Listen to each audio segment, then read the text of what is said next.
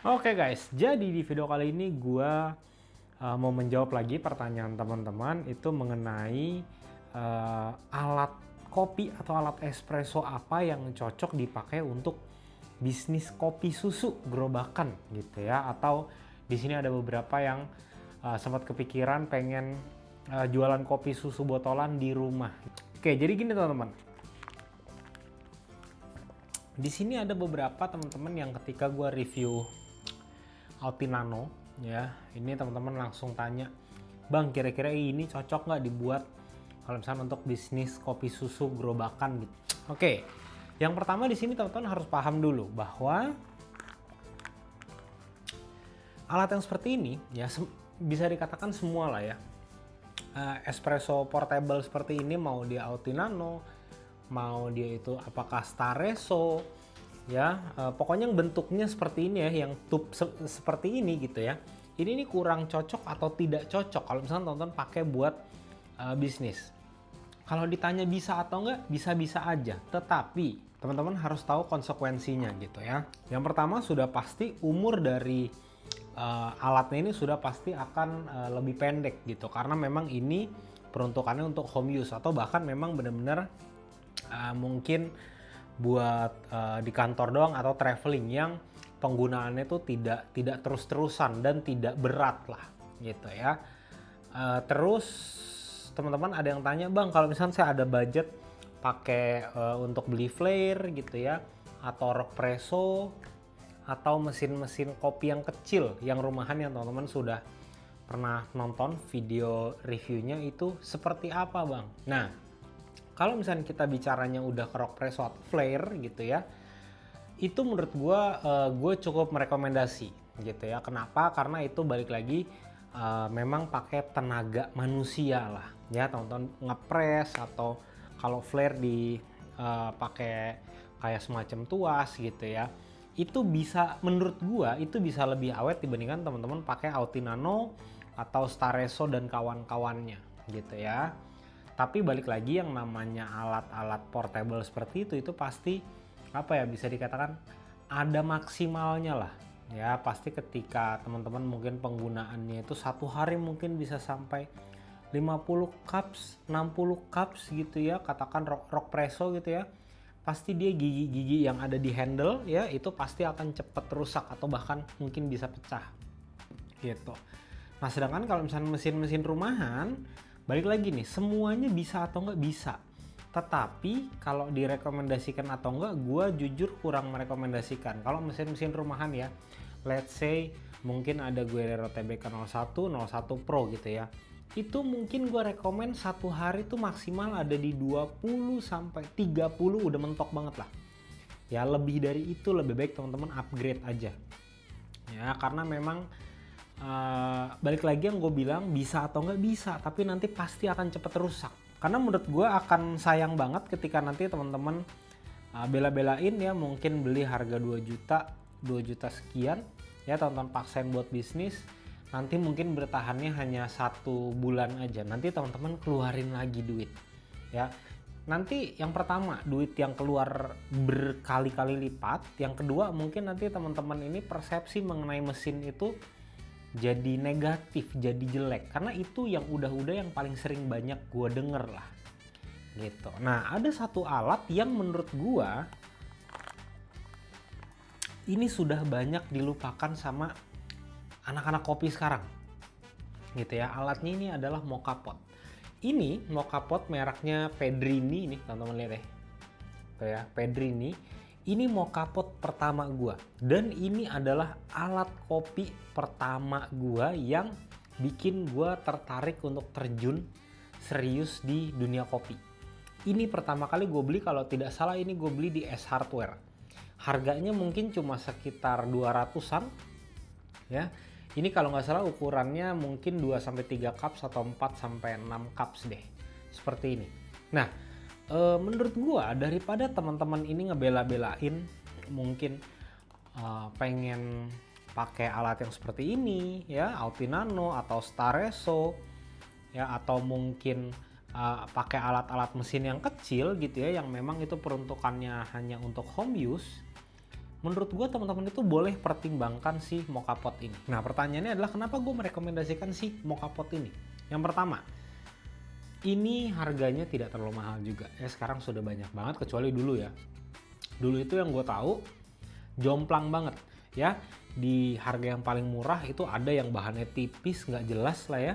Terus yang menengahnya menurut gue ada itu diisi sama Pedrini ini, sama brand yang paling mahal itu adalah Bialetti. Teman-teman anak-anak kopi yang dulu udah pasti tahu nih ya. Nah gue juga dulu sempet buka roastery gitu kan.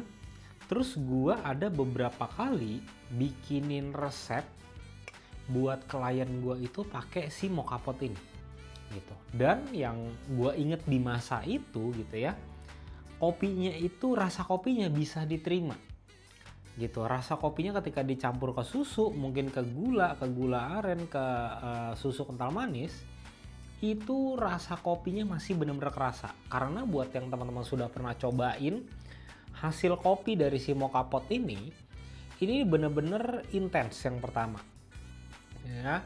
Terus benar-benar bisa dikatakan kompleks atau enggak, bisa kompleks juga ya. Dan bikinnya itu benar-benar gampang banget, nggak pakai ribet. Nah ini jadi teman-teman benar-benar mungkin nanti next video gue akan bikinin video resepnya atau cara bikinnya, tips dari gue seperti apa biar rasa kopinya nggak smoky, nggak burn, seperti apa mungkin di next video akan gue buat gitu.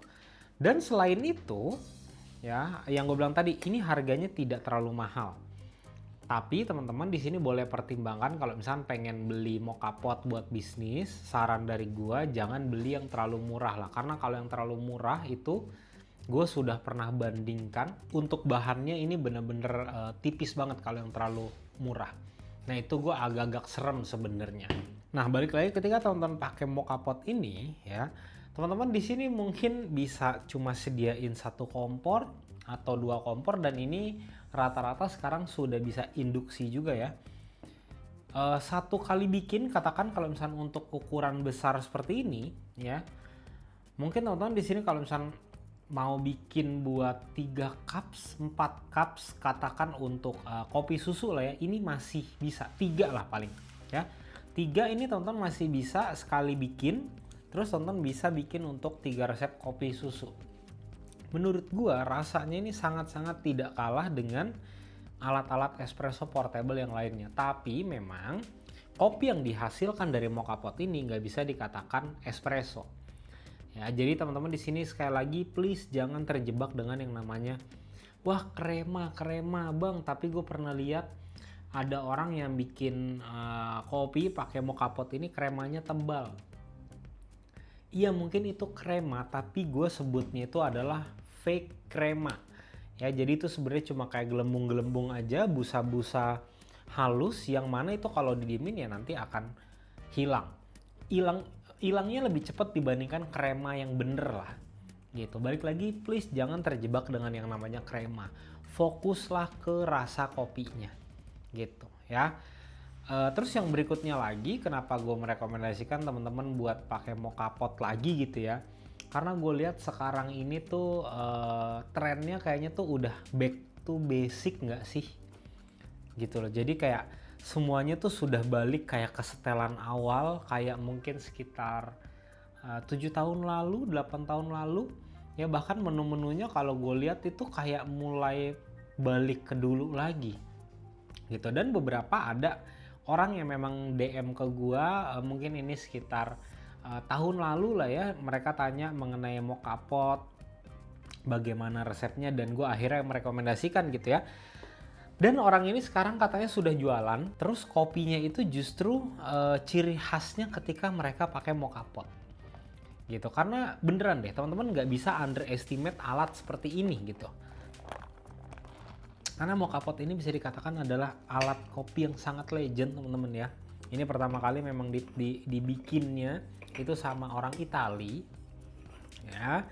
Memang buat ngopi di rumah lah gitu. Karena ini ya benar-benar bikinnya tuh benar-benar segampang itu. Nah ini sebenarnya ada corong lagi ya buat naruh si kopinya gitu. Tuh seperti ini. Nah, pokoknya nanti akan gue bikinin lah videonya resep gua untuk bikin si mocha pot ini bagaimana gitu. Nah, mungkin di sini teman-teman kalau yang lagi mau bisnis kopi gitu ya, terus lagi bingung mungkin kepentok yang daya listrik, ya kepentok budget untuk beli Rockpresso atau Flare gitu ya, boleh teman-teman ini mulai mempertimbangkan si mocha pot. Ya, karena menurut gua ketika teman-teman pakai ini modal teman-teman yang keluar itu tidak terlalu banyak juga ya. Rasa dari kopinya ya, dari mocha pot ini juga apa ya, masih bisa diminum lah, enak lah, selama teman-teman memang harus ngulik nih, oke, resep yang paling cocok ini seperti apa gitu. Sama lah teman-teman mau pakai Rockpresso kayak mau pakai Flare, mau pakai mesin espresso gitu ya, itu teman-teman pasti akan harus ngulik juga, yang ngulik resepnya tuh sebenarnya seperti apa gitu. Nah, mungkin di sini teman-teman kalau misalkan nanti mau lihat gitu ya, mau kapot rekomendasi dari gua minimal beli yang mana, teman-teman langsung cek link di deskripsi aja atau langsung cek di fitur YouTube Shopping ada di sebelah sini.